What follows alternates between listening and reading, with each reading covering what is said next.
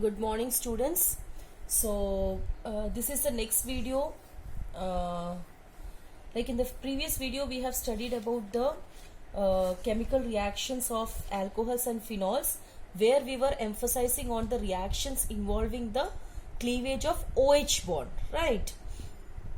Today, we are going to see the chemical reactions of alcohols and phenols, where we will be emphasizing on the cleavage of the CO bonds of the alcohol, right? So it is there on page number 338, okay? Part 2, chemistry of grade 12, right? So I'll just read it out. The reactions involving cleavage of CO bond take place only in the alcohols, okay? So mainly this CO bond cleavage we are going to study only for alcohols. For phenols, the reaction will take place only with the zinc, not with others, okay? So mainly here we'll be emphasizing on the alcohols, okay? So under that, if you see, you have almost 4 reactions, right? Which ends up on page number 340.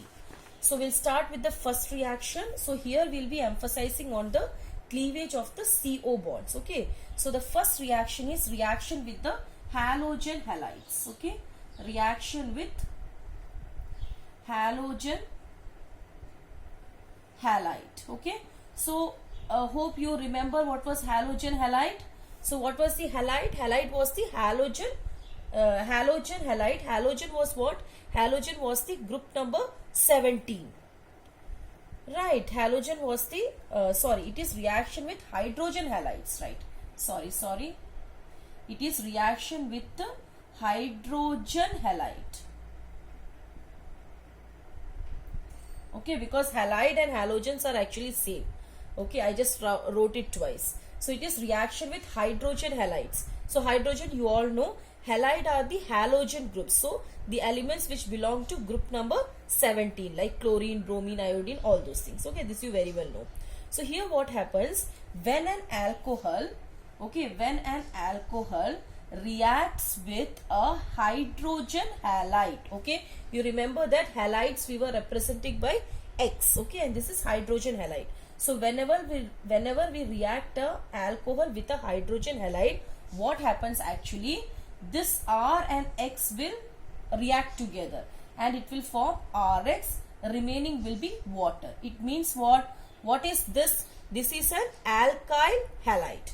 This R will be an alkyl group. Any, like if it is methanol, CH3OH, then if you are reacting with, suppose, the halogen chlorine, then what will be formed here? CH3Cl. It will form an alkyl halide, okay?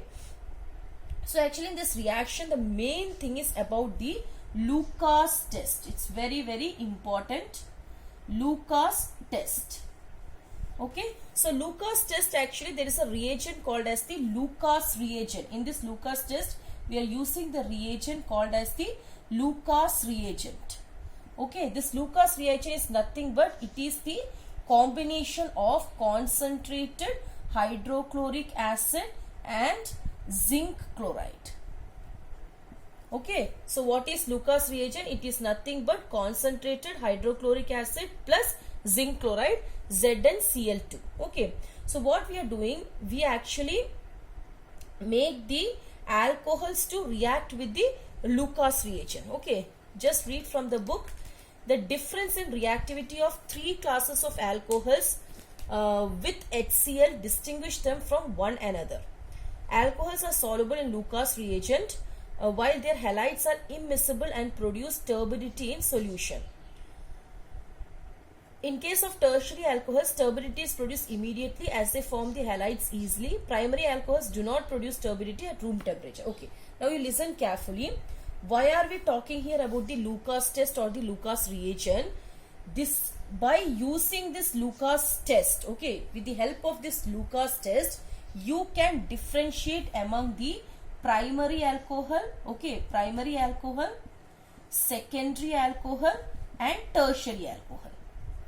Okay, so by using the Lucas test, we can differentiate among the primary, secondary and tertiary alcohols. That's why they have given, right, in the first line, the difference in reactivity of 3 classes of alcohols. So they are called as three classes of alcohols. Okay. With the HCl, so we can this Lucas reagent is used to find out the difference in the reactivity of three classes, okay, of alcohols with what? With actually HCl, because here we are using HCl, you can see in Lucas reagent. Okay, so how the primary alcohol react with HCl, how the secondary reacts with HCl, how the tertiary reacts with HCl, that distinguish we can do using the Lucas test. Okay, so they say that when primary alcohol they react with the Lucas reagent, there will be no change. Okay, there will be no change, the reaction will be as such.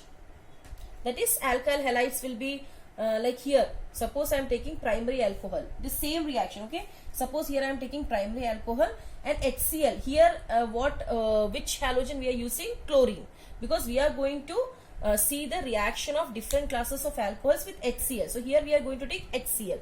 So suppose here I am keeping the primary alcohol, then there will be no change, means you will be getting alkyl halide and water, there will be no change in the reaction. Okay, but if you take this secondary alcohol, okay, this is with the primary, if you use the secondary alcohols, what will happen? In case of secondary alcohol, you can see that cloudiness is formed. Okay, you can see the appearance of cloudiness within 2 to 3 minutes. Okay, within 2 to 3 minutes.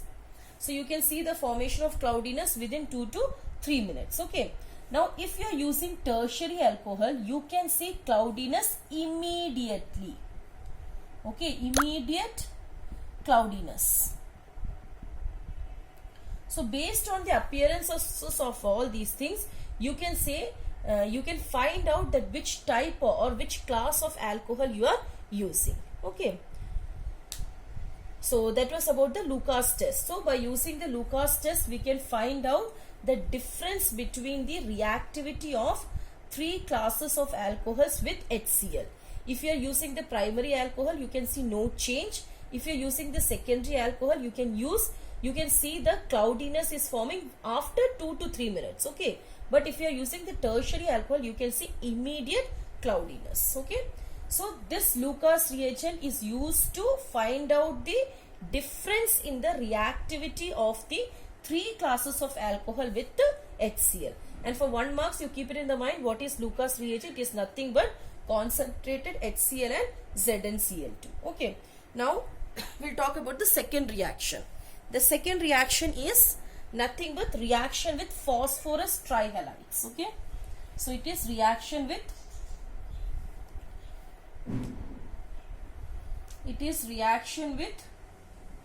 phosphorus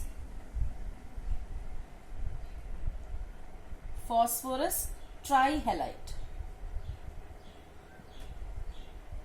Okay, phosphorus trihalide. So what do you mean by phosphorus trihalide? You are using P phosphorus, right? You are using P phosphorus. Trihalide is nothing but any halogen which you are taking thrice. Okay, for example, if I am taking bromine, like it is taken in the book, so how I have to write? PBr3. This is called as phosphorus tri means 3, any halogen group. Here we are using bromine. Okay, so what they say, alcohols are converted to alkyl bromide by reaction with phosphorus tribromide. It's very easy, right? So when you react ROH, any of the alcohols with phosphorus trihalide, any of the halogens, okay, so it will convert into the alkyl halide. Okay, the same reaction which we have seen before, and H3P, the product only will change. In the previous reaction we have seen the formation of water. Okay, but here you can see that there is a formation of H3PO3. Okay, and what will happen? This H3PO3 which is formed is actually water soluble and it will wash away. Okay, so write this here. This H3PO3 will be water soluble and gets washed away. So what will happen? You will get the pure RBr, alkyl halide. So this was reaction with the phosphorus trihalide. So alcohols are converted to their alkyl bromide. Here we are saying alkyl bromide. You can say it as alkyl halides also. Okay, so alkyl bromide by reaction with the phosphorus tribromide. Right, so there will be two products formed. One will be the alkyl bromide, another one is the H3PO3. Okay, so this H3PO3, when you see, it is a water soluble and it will generally wash away. Okay, the third reaction is dehydration. So dehydration, as the name suggests, what is that? There is removal of water. Okay, so always keep it in the mind. Dehydration means what? Dehydration means there will be removal of water. Okay, so the next reaction is dehydration. This reaction is very important. Here actually what is happening, we are going to convert the alcohols into alkenes. Okay, you remember alkenes? Alkenes are the hydrocarbons with a double bond, right?